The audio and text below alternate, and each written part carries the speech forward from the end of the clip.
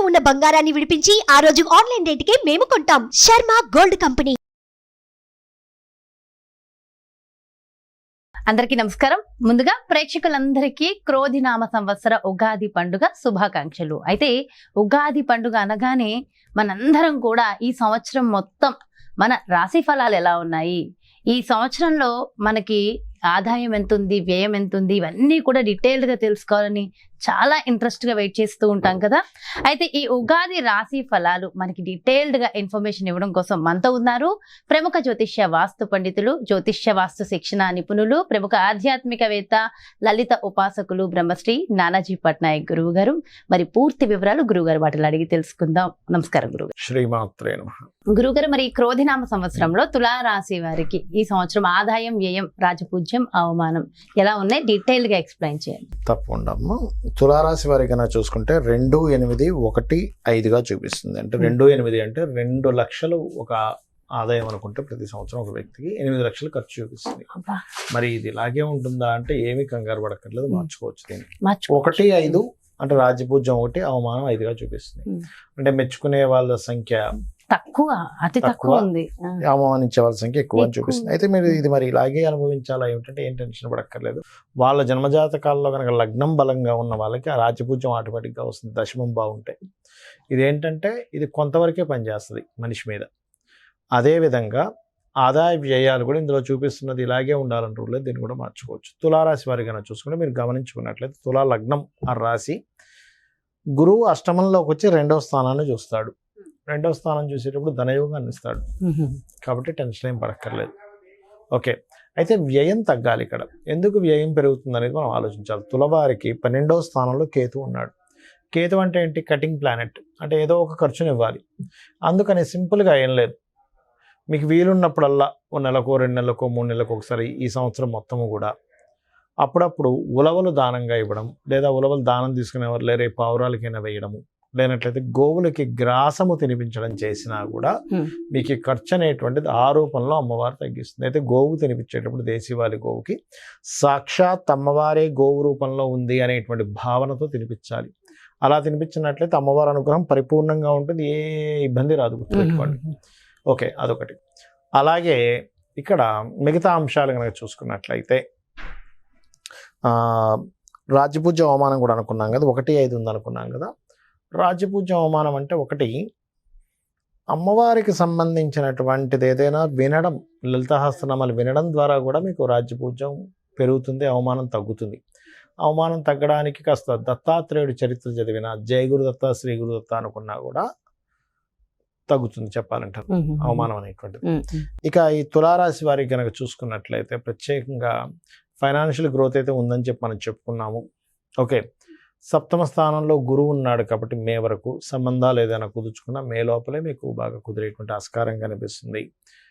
కాకపోతే 5వ స్థానంలో శని ఉన్నందుకు కాస్త తీసుకునే నిర్ణయాలు ఆలస్యం అవుతూ ఉంటాయి. అంటే ఇప్పుడు ఎవరైనా మీరు డెసిషన్ చెప్పండి అంటే రోజుల తరబడి చేసేస్తుంటాం. అదొక్కటి మనం చూసుకోవాలి. అదే కాకుండా మనకి ఈ ఇంకా ఉగాది రాకముందే మార్చి, ఏప్రిల్ మాసాల్లో కుజుడు సంచారం ఉంది అక్కడ. అందుకని ఏంటి, కొంత స్నేహితులతో గొడవలు ఉండడం మార్చి, ఏప్రిల్ మాసంలో, లేకపోతే ప్రేమ వ్యవహారాల మూలంగా కొంతవరకు ఘర్షణలు పడ్డము, క్రియేటివ్ ఫీల్డ్లో ఉండేటి వరకు కొంత స్ట్రెస్ అనేది ఇస్తుంది మార్చి, ఏప్రిల్ వరకు. మళ్ళీ ఏప్రిల్ దాటి మే వస్తే అంతా బాగానే ఉంటుంది చెప్పాలంటే. అయితే మరి ఈ ఘర్షణ వాతావరణం జరగకుండా ఉండాలంటే ఇది 5వ స్థానంలో జరుగుతుంది, శని కుజుల యొక్క కలయిక అనేటువంటిది. కాబట్టి మీరు చేయవలసింది ఏమిటంటే సింపుల్గా స్మరణ, అంటే దేవతా స్మరణ, కాళికా అమ్మవారిని కానీ, నరసింహస్వామిని కానీ, వరాహస్వామిని కానీ, వారాహి అమ్మవారి దండకము లేకపోతే స్తోత్రం చదువుకోవడం కానీ చేసినట్లయితే ఈ యొక్క ఆలోచన విధానంలో ఇబ్బంది అనేటువంటి తగ్గుతుంది చెప్పాలంటే. అదేవిధంగా ఉద్యోగ అవకాశాలు చక్కగా ఉంటాయి.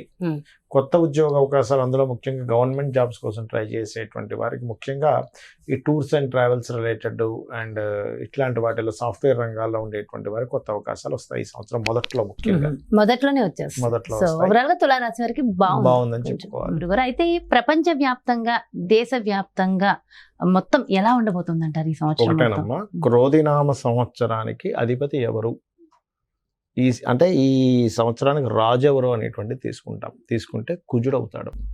కుజుడు అంటే ఫైటింగ్, గొడవలు, ఉద్యమాలు, యుద్ధాలు, వీటికి కారకుడు అనమాట కుజుడు. అందుకని అటువంటి వాతావరణం కనిపిస్తుంది. అయితే లక్కీ ఏంటంటే కాలసర్ప దోషం నుంచి గురువు బయట ఉన్నాడు, అది కొంత సేఫ్ ఇస్తుంది.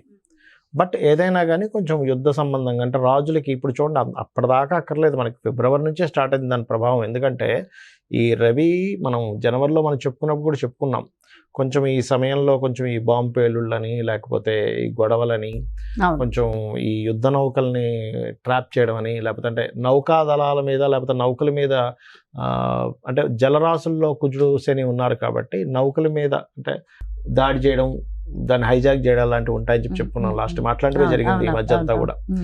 అంటే ఏమిటి ఈ సంవత్సరం ప్రత్యేకంగా కొంతవరకు ఈ యుద్ధ సంబంధించినటువంటి ఈ మనం ఊహించినటువంటి మార్పులు అనేకమైన జరుగుతాయి. అంటే అసలు లాస్ట్ మినిట్ వరకు ఇది మారదు, ఇలాగే జరుగుతుంది అనుకుంది, అది సడన్ గా మార్పు వచ్చేస్తుంది. అసలు ఎవరు ఎక్స్పెక్ట్ కూడా చేయరు, అసలు ఇలా జరుగుతుందా, ఇలాంటివి కూడా జరుగుతుంది అసలు ప్రపంచంలో అన్నట్టుగా జరుగుతుంది. అన్ని మార్పులు ఇస్తారు, ఏదైనా కావచ్చు. అంటే టెక్నికల్ గా హై లెవెల్లో మార్పులు చూస్తాము, రాజకీయంగా హై లెవెల్లో మార్పులు చూస్తాము, గుర్తుపెట్టుకోండి. అసలు మోసాల లెవెల్లో కూడా హై లెవెల్లో మార్పులు చూస్తాం. సో కాస్త కేర్ఫుల్ గా ఉండాల్సిన సమయం because of Saturn Mars combination అలాంటిది. అందులో పర్టికులర్ గా మే వరకు ఈ జాగ్రత్తలు తీసుకోవాలి, మెయిన్గా మే వరకు. అదొకటి.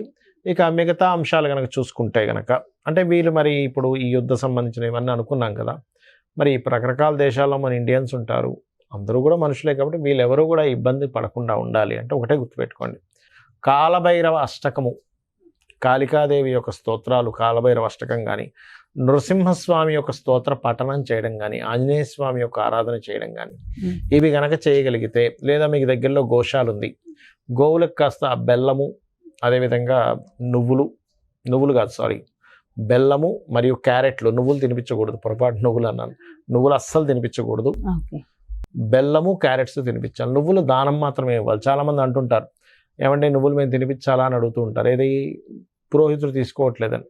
ఎందుకంటే అమ్మ అది ఏదైనా మనకి ప్రెగ్నెన్సీతో ఉందనుకోండి, దాని ప్రెగ్నెన్సీ ఇచ్చినవ్వడం వల్ల మరింత దోషం ఏర్పడుతుంది. కాబట్టి ఇది జాగ్రత్త తీసుకోవాలి. సో కాబట్టి ఈ జాగ్రత్తలు తీసుకుంటే సరిపోతుంది. ఇదంతా ఓవరాల్ గా సామూహికంగా కూడా చేయడం వల్ల ప్రపంచానికి ఇంకొంచెం మంచి జరుగుతుంది కదా గురుగారు. ఇవే కాకుండా ఇంకేమైనా జాగ్రత్తలు తీసుకోవాల్సిన అవసరం ఉంటుందంటారా? జాగ్రత్తలు అంటే ఏం లేదమ్మా, ఒకటి గుర్తుపెట్టుకోండి, నేను చెప్పేది ఒకటే, మనకి ఎప్పుడైనా సరే గ్రహస్థితిలో ఎలాగున్నా అంటే మన జాతకం ఇలా ఉంది, వాస్తు ఇలా ఉంది, ఇవన్నీ ఎలాగున్నా నేను చెప్పేది ఒకటే, అమ్మవారిని గనక మనం ఆశ్రయించినట్లయితే ఇవన్నీ కూడా పక్కకు పోతాయి. అయితే మరి ఈ శాస్త్రం ఎందుకు ఇచ్చింది అమ్మవారు? ఈశ్వరుడే స్వయంగా కూడా జ్యోతిష్ శాస్త్రాన్ని ఇచ్చాడు కదా, మనం చెప్పుకుంటూ ఉంటాం కొన్ని వాటిల్లో మహర్షుల ద్వారా మనకు అందించాడని. మరి ఆ పరమేశ్వరుడు ఎందుకు అందించాడంటే మనకు ఒక జాగ్రత్త చూసుకోవడానికి, ఒక రూట్ మ్యాప్ లాగా మనం ఒక తయారు చేసుకుంటున్నాం. ఏది ఏ రూట్ లో ఎక్కడ ట్రాఫిక్ ఉంది, ఎక్కడ ఏది ఉంది అన్ని తెలుసుకుని దాన్ని బట్టి వెళ్తున్నాం కదా. అలాగే మనకు భగవంతుడే ఈ యొక్క జ్యోతిష్ శాస్త్రాన్ని అందించాడు. దీనివల్ల ఏమిటి, మనం మన జన్మజాతకం కూడా చూసుకోవాలి. అంటే మన జన్మజాతకంలో లగ్నబలం ఎలా ఉంది, ధనం ఏ మార్గంలో వెళ్తే మనకు ధనం సంపాదిస్తాము, ఏ రకంగా ప్రయత్నిస్తే మన ప్రయత్నాలు సఫలీకృతం అవుతాయి, ఏ దిశలో ఉంటే మనకి బాగుంటుంది, సంతాన అభివృద్ధి ఎందుకు అవ్వట్లేదు, వివాహం ఎందుకు అవ్వట్లేదు, మన జన్మజాతకంలో ఉంటుంది. అంటే ఏ సమయంలో వివాహం చేసుకుంటే బాగుంటుంది, అదేవిధంగా మనకి ఏ వృత్తుల్లో బాగుంటుంది, ఏ వ్యాపారాల్లో బాగుంటుంది, ఎందులో ఎప్పుడు ఇన్వెస్ట్మెంట్ చేస్తే మంచిది, ఎప్పుడు ఇన్వెస్ట్మెంట్ చేయకూడదు అనేటువంటి అన్ని విషయాలు ఉంటాయి. మీకు అనిపిస్తుంది మరి ఇవి అన్నీ మన జన్మజాతకంలో ఉంటాయి, మనం మరి ఈ గోచార ఫలితాలు ఇవన్నీ ఎందుకు చెప్పుకుంటున్నాం అంటే ఒకటే గుర్తుపెట్టుకోండి అమ్మా. ఇప్పుడు మీరు షూటింగ్కి వచ్చారు కదా, నార్మల్గా మీ ఇంటి నుంచి ఇక్కడ 40 నిమిషాలు అనుకోండి కార్లో రావడానికి, అదే ట్రాఫిక్ జామ్ అయితే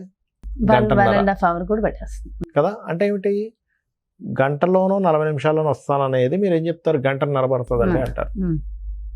అంటే మీ కారు మీరు మీ డ్రైవర్ కానివ్వండి, మీరు ఓన్గా డ్రైవ్ చేసుకున్నా మీ కారు అదే రోడ్డు అయినా కూడా మరి ట్రాఫిక్ ఉన్నప్పుడు ఏమో ఎక్కువ టైం పడుతుంది, ట్రాఫిక్ లేనప్పుడు ½ అన్ అవర్లో రాగలుగుతున్నారు.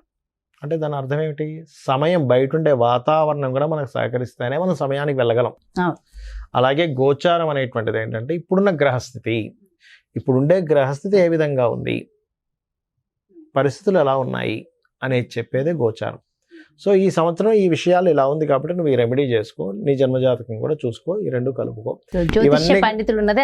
అందుకు ఇంకోటి ఏంటి, నేను ఒకటే చెప్తా, నా జాతకం ఎలా ఉంది, నా దశ ఎలా ఉంది, పాడైపోయింది ఏం పెట్టుకోకండి. అమ్మవారిని నమ్ముకోండి, అమ్మవారు అంతా దారి చూపిస్తుంది మనకి. ఎలా ఉన్నా జాతకం ఎలా ఎలా ఉన్నా కూడా, ఉన్నప్పటికీ ఎలా ఉన్నా అమ్మవారు చూపిస్తుంది. కానీ అమ్మవారి పనే నమ్మకం అది. ప్రధానం అంటారు. అమ్మని చేయి పట్టుకుంటే తిండి కొదవ ఎలా ఉండదో, అమ్మవారిని పట్టుకుంటే వాడికి దేనికి కొదవ ఉండదు. అంతే. ఎంతో చక్కగా చెప్పారు గురువుగారు. అంటే ఎంతో ఒక ధైర్యం, ఒక మోటివేషన్ అంతే కదా, మా అమ్మని పట్టుకున్న వాడికి తిండి కొదవ ఉంటుందా? ఏమి ఉండదు, అమ్మాయి చూసుకుంటదండి. మరి అలాంటిది జగన్మాత అమ్మవారిని జగజ్జనని. పట్టుకుంటే, అమ్మవారిని పట్టుకుంటే దేనికి కొదవ ఉంటుంది అంతే. చెప్పండి. ఎంతో ఎంతో చక్కగా, ఎంతో చక్కటి ధైర్యాన్ని స్థైర్యాన్ని అందించారు. థ్యాంక్ యూ సో మచ్ గురువు గారు. నమస్కారం. శ్రీమాత్రే నమః. సో చూసారు కదండి, మరి ఇది క్రోధి నామ సంవత్సరంలో మీ యొక్క రాశి యొక్క ఫలితాలు పూర్తిగా ఎంతో చక్కగా వివరించారు కదా గురువు గారు. మరో చక్కటి ప్రత్యేకమైన కార్యక్రమంతో మళ్ళీ మీ ముందుకు వచ్చేస్తాను. మరి అదే విధంగా మీ యొక్క జాతకానికి సంబంధించి కానీ, లేదంటే మీ ఇంటి వ్యాపార వాస్తుకు సంబంధించి కానీ గురువు గారిని సంప్రదించాలి, అపాయింట్మెంట్ కావాలి అనుకుంటే క్రింద డిస్ప్లే అవుతున్నటువంటి నెంబర్స్ కి కాల్ చేయండి. నమస్కారం. సుమన్ టీవీలో మీ పర్సనల్ అండ్ బిజినెస్ ప్రమోషన్స్ కోసం కింది నెంబర్కి కాంటాక్ట్ చేయండి.